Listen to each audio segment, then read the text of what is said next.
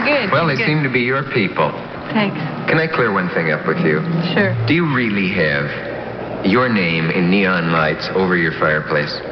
Yes. Do you really? Yeah. Because I have the same thing, and people think I'm crazy. What, my name in neon lights over they your walk in and fireplace? it says Cher right over my fireplace, and everybody thinks it's ridiculous. No, that was it's a gift. It was a gift from Thank you for setting that up as a joke. No, I thought you could use it.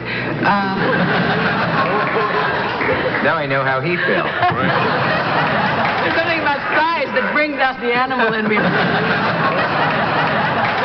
The other day, well, let me ask you, you're such a creature of the media. It almost seems like the obvious question is there a Cher underneath everything that's on the surface, you know, because... I feel like I have two personalities kind of that are meshed to make the one. Mm-hmm. One is kind of plain woman that looks like she could be Jewish, Italian, Spanish, and, you know, very, that kind of thing. Yeah, whatever they're casting right, today. whatever, right. And I kind of spruce her up, and this is what I get. And the other is a little bit plainer, but the personalities kind of go together. I'm kind of angry sometimes when they say, like, you know, clothes make my show and all that.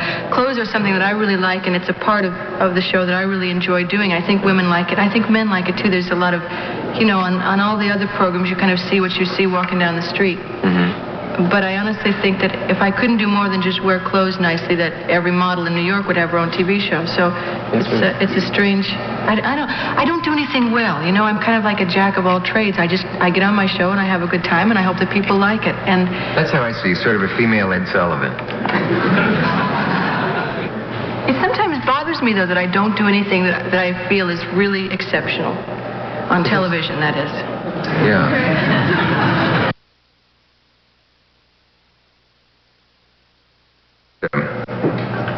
I don't know, things that as a kid you think are true and it turns out they're not. You're right. No, I got to tell you. Do you want to tell this or shall I? You tell it. Cher thought that Mount Rushmore was a natural phenomenon. Amazing how it just happened to erode that way. I have a lot of faith. But who disabused you of that? My sister and Sonny, and they told me, they said, we love you very much, but don't tell anybody else this. Can I ask you this, and you can throw anything out you want to. How much of a creature of Sonny are you? I used to think that I was totally a creature of Sonny. And when I left him, I realized that I had learned quite a lot of things that he had taught.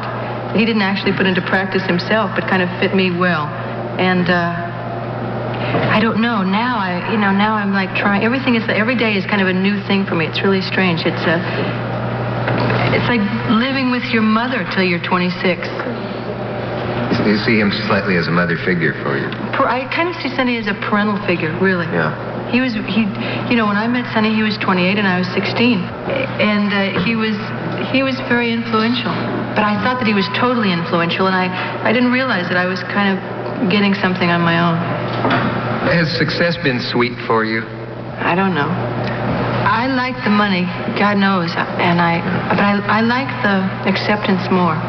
I like going places and having people say, boy, I really like you, or boy, I watched your show and you're really great. I have a feeling that performers would perform if they didn't get paid for it.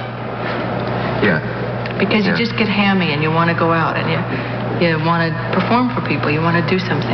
But does the people crowding around the limousine and the flash bulbs and all of that, we had that we laughed the other night. It was fun. I mean, it's not, you know, it's part of business, show business. It was really something. We got into a car and it was just people crowded around and jammed around it, and the car rocked a bit and the flash bulbs were going off. You probably didn't know I was that popular. No, right. The other day, I think this shows two sides of you. You called me up and you apologized for something that you had said. Can we tell that, or would you tell that? Yeah. You tell it. Okay. I met Cher at a theater, and she was seeing Chorus Line, and I had seen it, so I met her afterwards in the lobby. And I came up behind her, and I said hello, and you turned. and looked slightly over my forehead, and you said, "You're shorter than I remember you." And it sort of startled me for a second. And then the next day, we spent several hours together. The next day, when I called you, you said, "I'm sorry about that thing I said the other night, but that's typical of me because I kind of attack first, and then..." I thought And then it you was also really said, stupid. it was really a stupid thing to say. It's sort of... No, but and then you said, it's really a kind of a dumb thing to say. It's the kind of thing you'd do. And I realized that couldn't even apologize gracefully. That's the first time anyone's ever apologized to me for stooping to my level. I thought that... Let me ask you about an incident in your life where I guess at a party or something, a guy snorted coke, and you saved his life. You marched him around, and this is the way it was reported, and kept him on his feet, and obviously saved his life. How did you know to do that? I called my gynecologist. I called 2 other doctors first, but I couldn't get anybody else. And so I just called him and said, Margolin, this is going to sound strange to you, but what do I do? And he told me. Keep moving. What are your feelings about drugs these days? I don't like drugs at all, and I just think they're kind of a stupid waste of time. How many friends or acquaintances have you lost to drugs? I can think of 3 that I know in my life. Janis Joplin. Really close people, I guess, about 3 or 4, and just people that I have met, tons, a ton. And those aren't even, those are the people that actually expired. But a lot of them have become just like, space cadets. Lost in the other way. Right. Yeah. Say, are you married at the moment? Is Yes, that your personal? No, I am. Is that who that guy is? No, I must say this quite frankly. He told me to tell you if you touched me, he was going to break your back. Yes, he's an old world gentleman, is what he is. No, I met Greg the other day, and as long as he said that, I'll say this frankly. I really don't think that he's right for you. He's sort of repellently tall. Yes. And I don't know, I guess I liked you better when you favored shorter men. Ask me anything you'd like, because I know that I'm a bewitching, mysterious, guileful figure to you, even as you are to me. And there must be many things you'd like to know about me.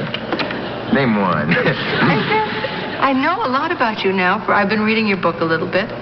Oh, bless your heart. Do you I feel don't know how you got that strange picture of Robert Redford. The one in the book? No, the one on your table. Have you been to my apartment? Yeah, the other night. You mean my dressing table? No, I mean the table in your living room. Well, were you being shown apartments around New York? I don't understand, Cher. Oh, you're a dope. Change the Satsy. Okay. It was a great picture anyway. It made Robert Redford look like he had gigantic nose. I'm going to tell Redford what Cher said, and he'll just, in fact, what I'm going to do is have it blown up into a big personality poster and tell him that they're selling like crazy. Right. What else did you see in my apartment? Nothing. The beautiful black cat. That's right. Chamberlain, I think it was. That was you, wasn't it? Yeah. Well, this has really been fun. Can you stay around and see Slidini? Oh, I'd love to. Great. I look forward to your first show. I hear you say some very funny things about your recent past and so on it, and I like you. Thanks. Come back. Okay. Okay, well, don't leave. Okay. We'll see you all later. Stay where you are.